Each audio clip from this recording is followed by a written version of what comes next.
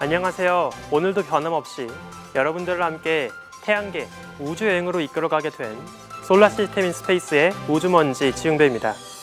우리가 지난주에는 바로 우주의 크기가 얼마나 거대한지에 대해서 이야기를 나눠봤는데요.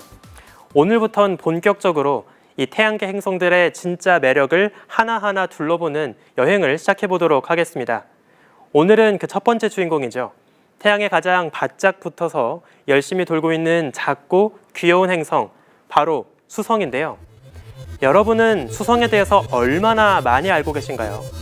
의외로 인류는 수성에 대해서 정말 많은 것들을 모르고 있습니다. 아마 많은 분들이 수성하면 그냥 하찮고 재미없는 노잼 행성 정도로 알고 계시지 않을까 생각하는데요. 사실은 전혀 그렇지 않습니다. 지금부터 알면 알수록 더 놀라운 비밀을 품고 있는 수성의 진짜 매력에 빠져보도록 하겠습니다. 그러면 지금부터 시작하겠습니다.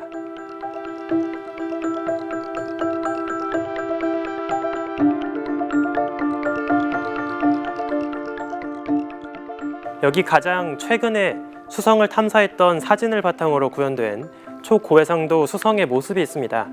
굉장히 울퉁불퉁하고 거친 마치 달처럼 보이는 수성의 모습을 볼 수 있는데요. 우리가 수성을 작다라고 이야기만 하지 실제로 얼마나 작은지는 아마 확인해 보신 적이 없을 겁니다.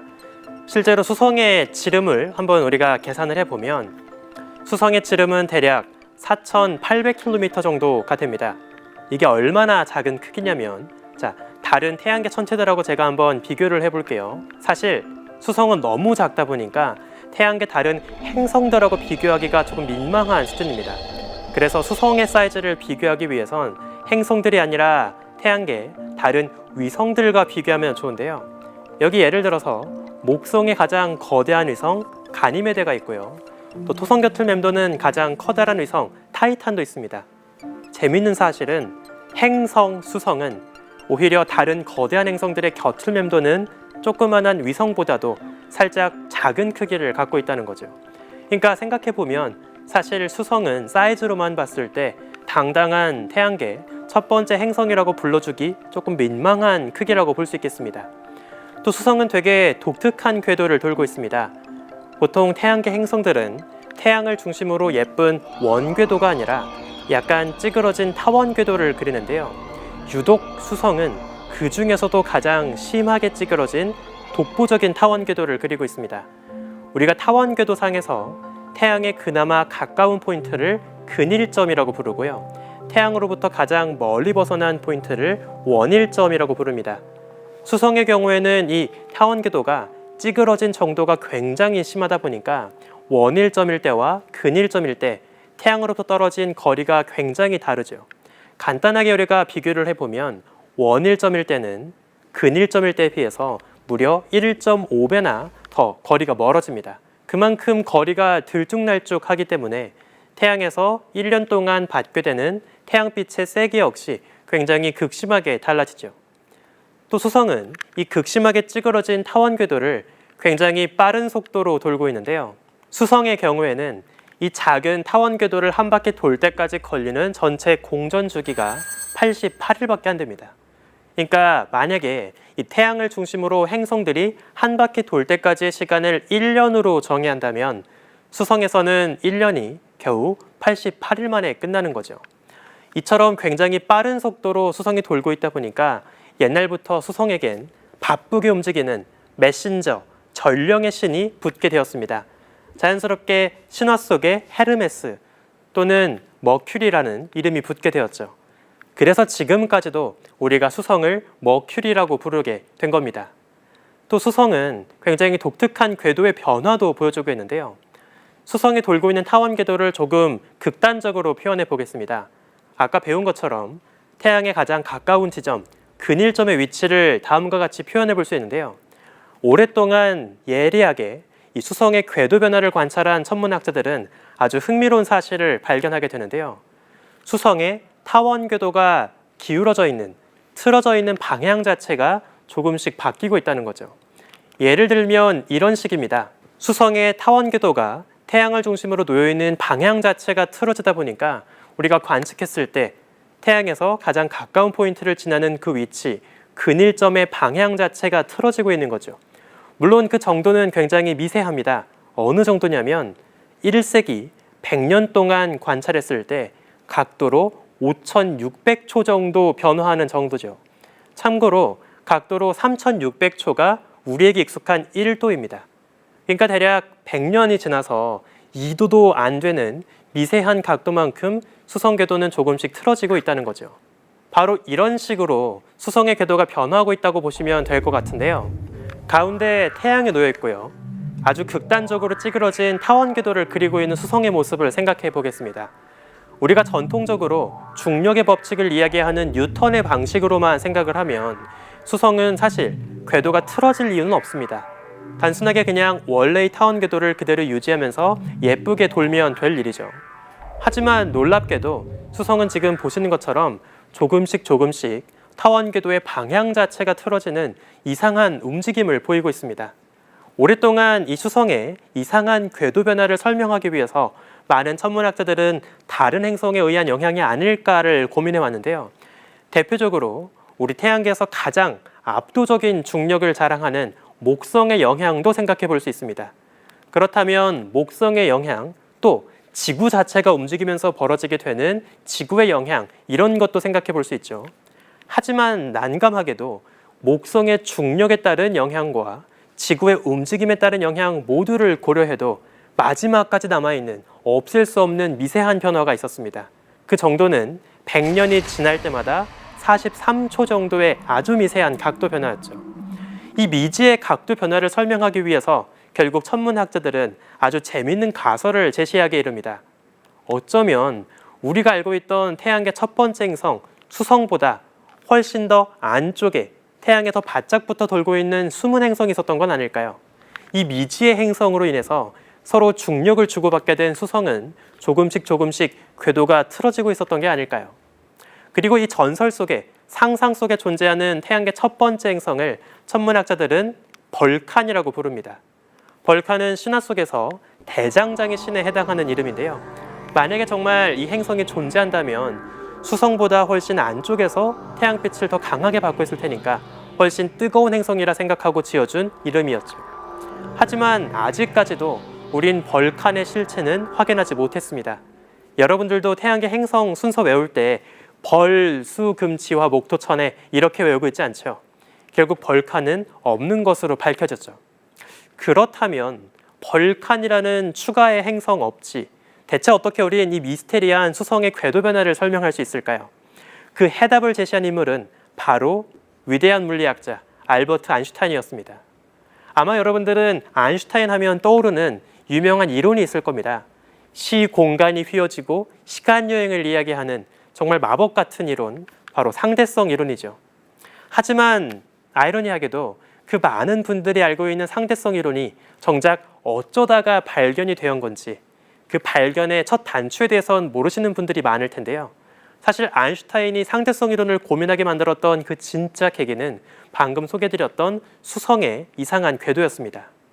아인슈타인의 상대성 이론에 따르면 우주에 존재하는 모든 질량을 갖고 있는 물체는 자신의 중력만큼 주변의 우주 시공간을 왜곡하고 휘어놓게 만들죠.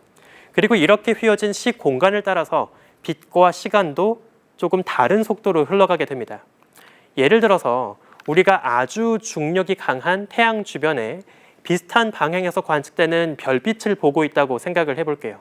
그러면 태양이 없다면 별빛은 일직선으로 곧게 날아오겠지만 태양이 중력으로 휘어놓은 시공간을 따라서 빛이 날아오다 보니까 이 빛 자체가 약간 휘어진 경로로 날아오게 됩니다.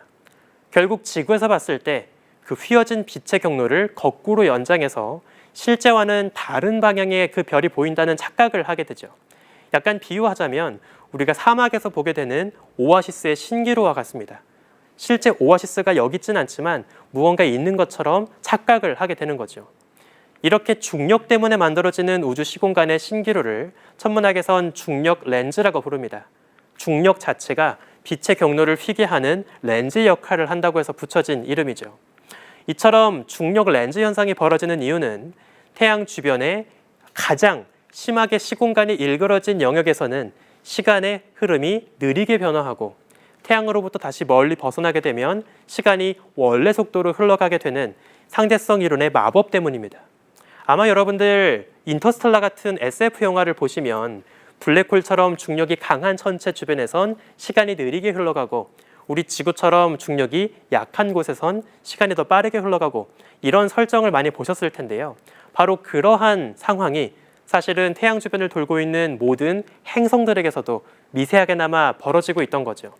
결국 따지고 보면 수성의 궤도가 조금씩 틀어지고 있었던 건 태양에 가장 가까이 지나갈 때의 근일점과 태양으로부터 가장 멀리 벗어나 있을 때의 원일점일 때 수성의 입장에서 느끼게 되는 이 시간이 흘러가는 속도가 달라지고 있었기 때문입니다.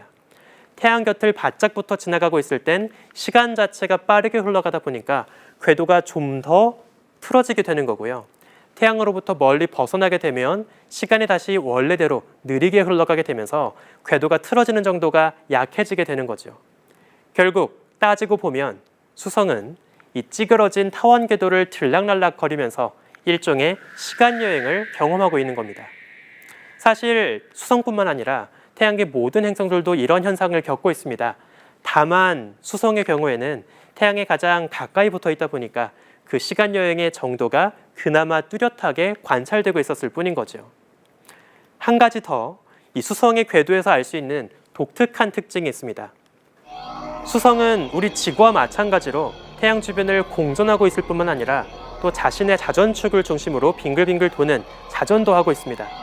다만 수성에서의 하루는 굉장히 긴데요. 수성은 한 바퀴 돌 때 자전하는 데까지 걸리는 자전 주기가 무려 58일이나 됩니다. 따라서 수성에서의 1년은 88일밖에 안 되지만 수성에서의 하루는 무려 58일이나 되는 거죠. 정말 지루한 하루가 아닐까 싶은데요. 여기서 또 알 수 있는 재밌는 사실이 있습니다.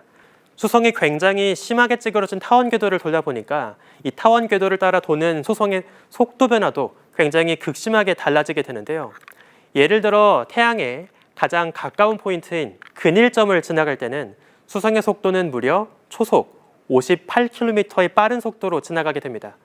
반대로 수성이 태양으로부터 가장 멀리 벗어난 원일점을 지나갈 때는 겨우 초속 38km의 느린 속도로 지나가게 되죠. 이거를 각도가 변화하는 정도로 한번 환산해 볼게요. 그렇다면 수성의 공전 속도를 고려했을 때 태양에 가장 가까운 근일점을 지나갈 때는 1초에 0.26도를 돈다고 볼 수 있고요. 반대로 원일점을 지나갈 때는 1초에 0.11도밖에 안 되는 작은 각도를 휩쓸고 지나간다고 볼 수 있습니다. 자, 이제 여기에 더해서 아까 확인했던 수성의 자전 속도도 고려해 볼게요. 아까 제가 수성은 58일에 한 바퀴를 도는 굉장히 느린 속도로 자전하고 있다고 했잖아요. 이걸 마찬가지로 한 바퀴가 360도니까 수성의 자전 속도를 각도 속도로 환산하게 되면 대략 초속 0.25도 정도를 회전하고 있다고 볼 수 있죠. 자, 그러면 아까 계산했던 공전으로 인한 각도 변화와 지금 확인한 자전으로 인한 각도 변화를 비교해 볼게요. 재밌는 사실은 수성이 태양으로부터 멀리 떨어져 있는 원일점을 지나갈 땐 우리 지구처럼 평범하게 자전으로 인해서 변화하는 각도의 속도 변화가 공전으로 인한 변화보다 훨씬 빠릅니다. 별 문제가 없죠. 하지만 반대로 태양에 가장 가까운 포인트를 지나갈 땐 재밌게도 자전으로 인한 각도 변화보다 공전으로 인한 각도 변화가 조금 더 빠릅니다. 얼추 비슷하죠. 그래서 우리가 만약 수성에 살고 있으면서 수성에서 태양이 어떻게 움직이는지를 관찰하게 된다면 굉장히 이상한 경험을 할 수 있습니다. 자, 수성의 지평선에서 태양이 뜨고 지는 모습을 바라본다고 생각을 해볼게요. 평소에는 똑같습니다.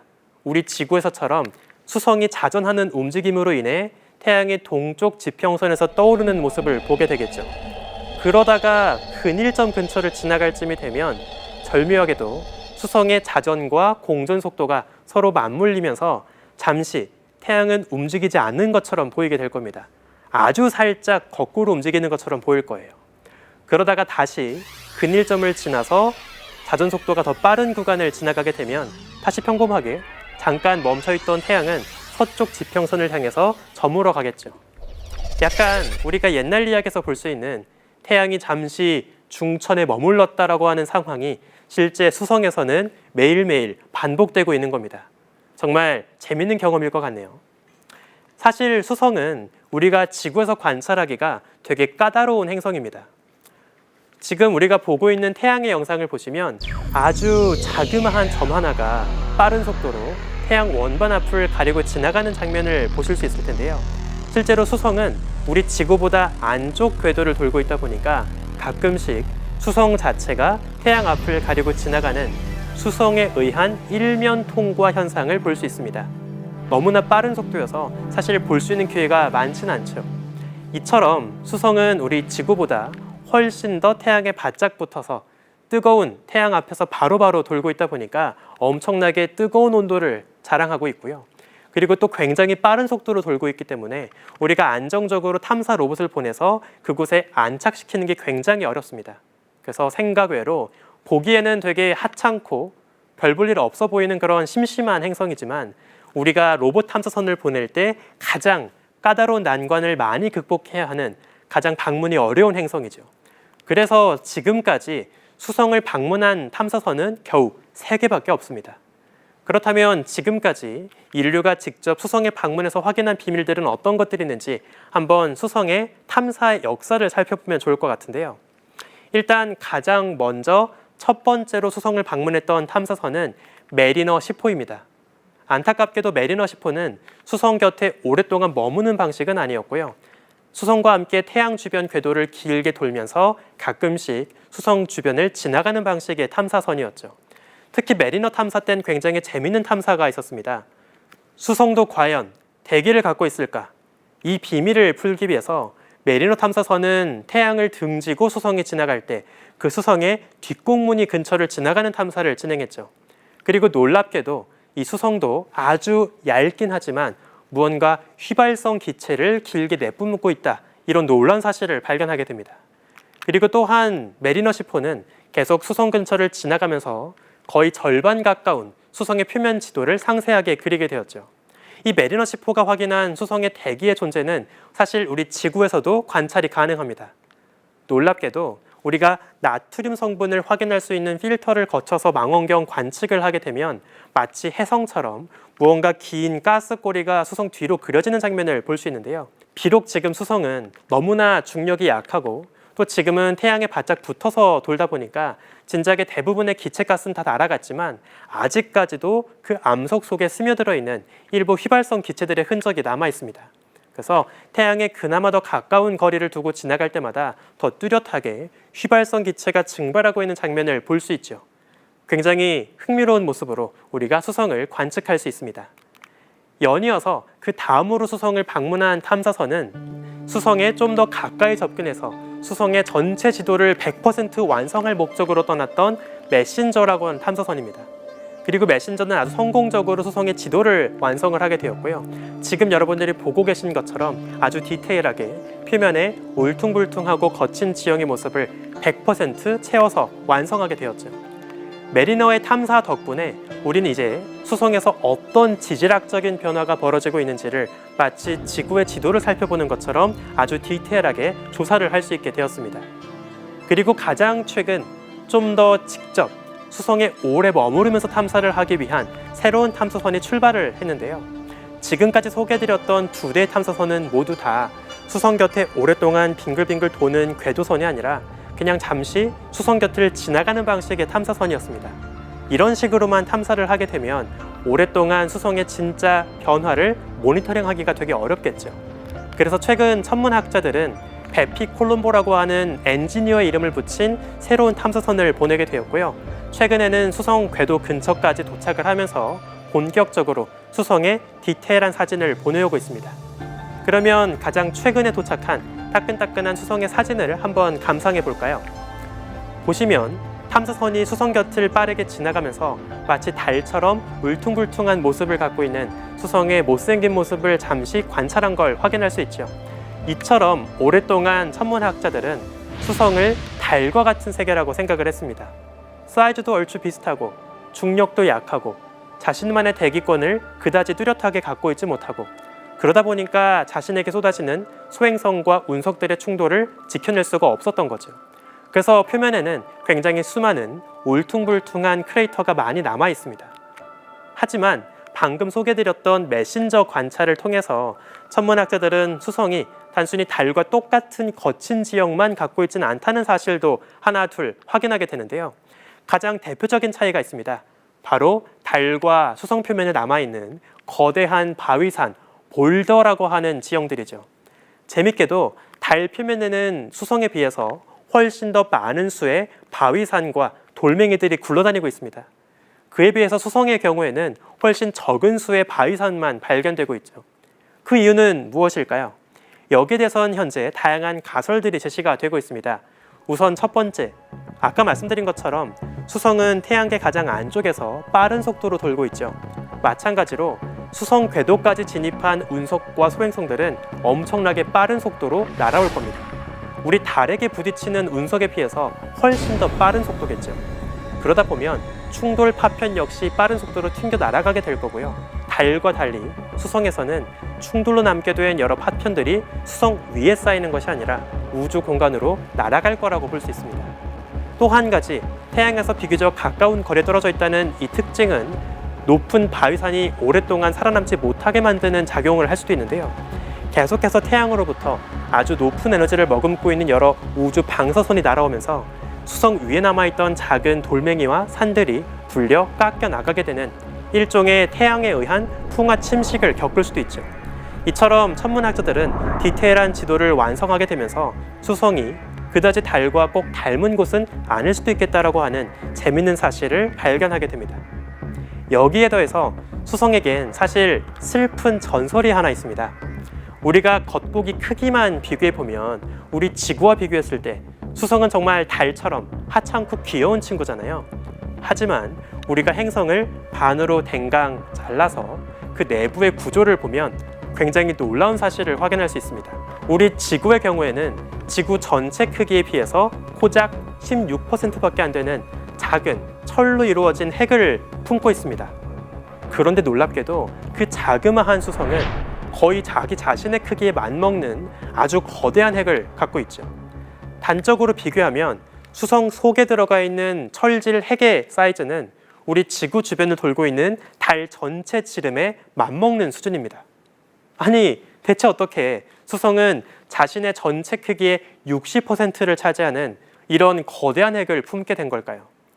이러한 사실을 근거로 천문학자들은 어쩌면 수성도 원래는 우리 지구처럼 커다란 크기를 갖고 있던 꽤 커다란 암석 행성이 아니었을까를 추정하게 되었습니다. 오래전 태양계가 아직 교통정리가 끝나지 않았을 때 이제 막 태어났던 원시 수성을 향해서 수성보다 살짝 작았던 크기의 모 행성 하나가 충돌하게 되었고, 그 거대하고 격렬한 충돌로 인해서 수성의 외곽 껍질은 다 날아갔다고 볼 수 있죠. 지금까지 남아있는 수성 내부의 커다란, 지금의 크기에 걸맞지 않은 아주 커다란 핵의 존재는 어쩌면 수성도 원래는 더 커다란 행성이었을지 모른다는 이야기를 품고 있는 단서가 될 수도 있습니다. 이런 거대한 충돌의 흔적은 우리가 수성에 남아있는 다양한 여러 분지와 크레이터를 통해서도 유추할 수 있는데요. 대표적으로 수성 표면에서 볼 수 있는 아주 흥미로운 거대 분지를 하나 소개해드리겠습니다. 이곳은 칼로리스 분지라고 부르는데요. 참고로 칼로리스란 이름이 붙게 된 이유는 수성이 워낙에 뜨거운 행성이어서 열, 우리 몸속에 태우는 칼로리 있죠.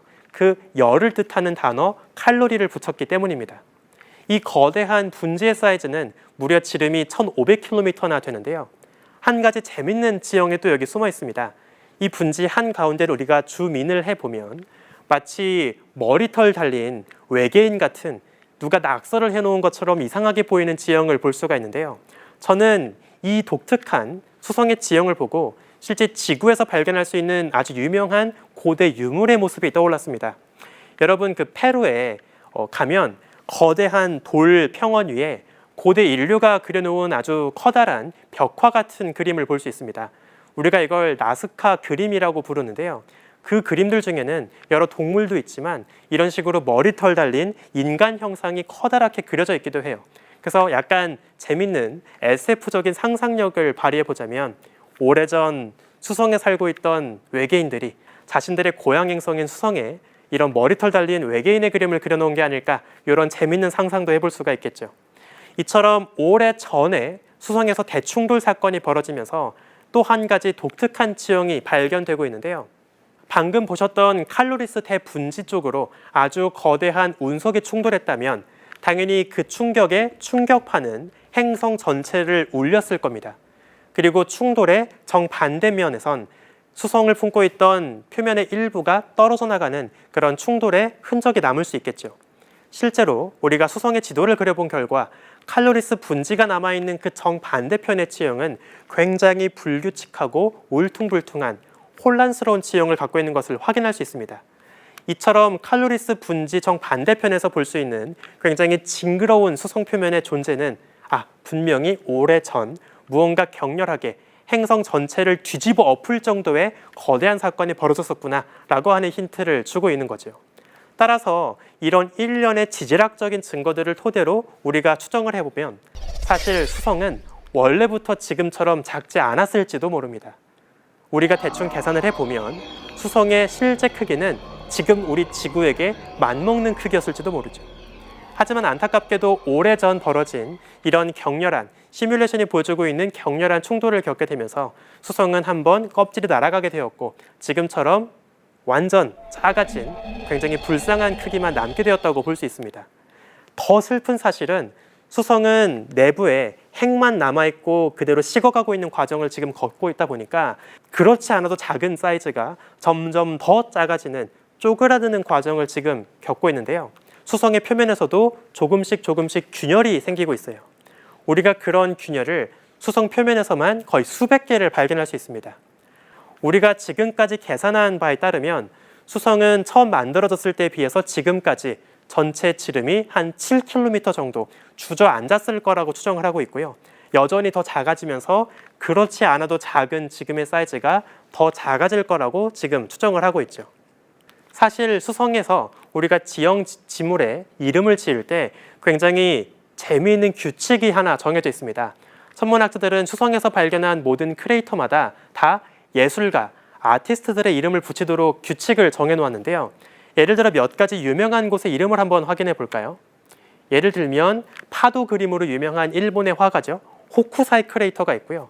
또 아름다운 달빛이란 음악을 만들었던 작곡가 드뷔시 크레이터도 있습니다.